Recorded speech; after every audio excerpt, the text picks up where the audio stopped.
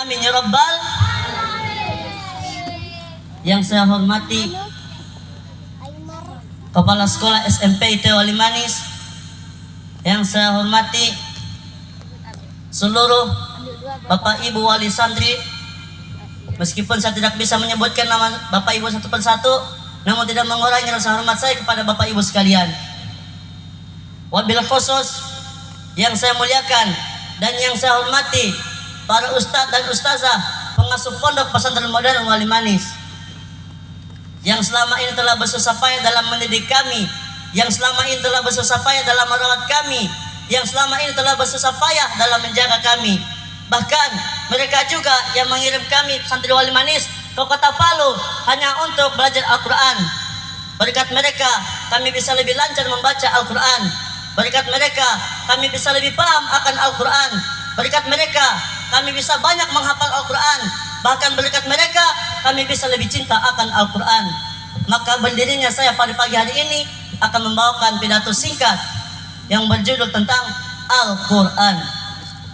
Hadirin yang dirahmati Allah Subhanahu wa Ta'ala, sesungguhnya di dalam kehidupan kita ini selalu ada yang namanya kebingungan, dan di setiap kebingungan inilah berasal akan tumbuh menjadi berbagai macam kesalahan.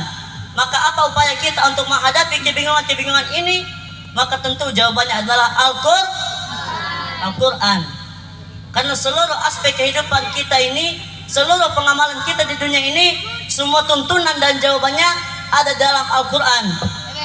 Firman Allah Subhanahu wa Ta'ala dalam Quran surah Yunus ayat 57 yang berbunyi, Ya ayuhan nas, wahai manusia, qad ja'atkum mau'izatun mir rabbikum, telah datang kepadamu suatu pembelajaran dari Tuhanmu.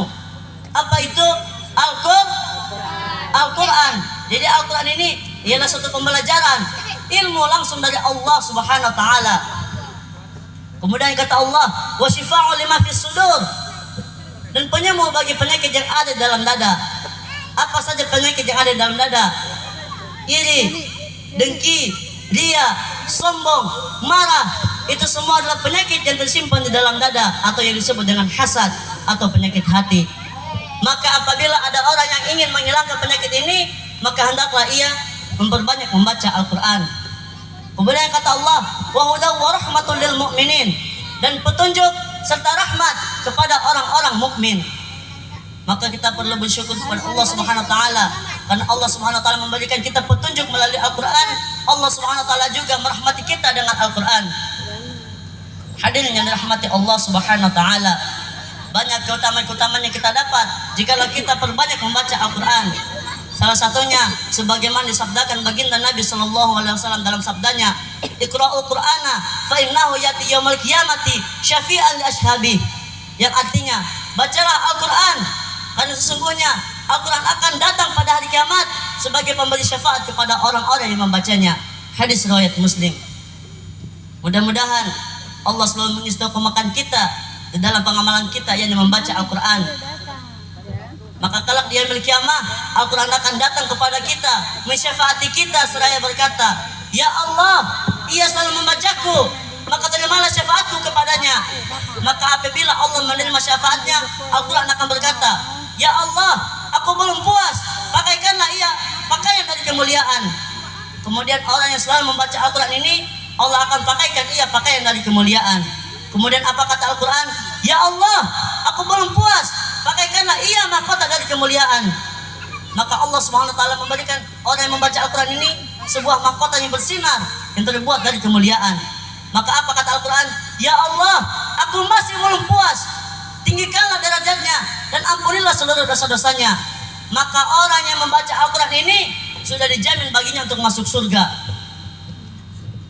Dalam hadis lain disebutkan, man qara al-Quran wa amila bima fihi albasallahu walidayh tajan yaumil qiyamah dawuhu ahsanu min dawi syams fi buyutid dunya fama zannukum billadzi amila bihadza, yang artinya barang siapa yang membaca Al-Quran dan mengamalkan isinya, maka Allah akan mengenakan mahkota kepada kedua orang tuanya kelak di yaumil qiyamah, di mana sinar mahkota ini lebih indah daripada sinar matahari di dunia. Maka apakah kiranya balasan terhadap orang-orang yang mengerjakan ini? Hadis riwayat Abu Daud.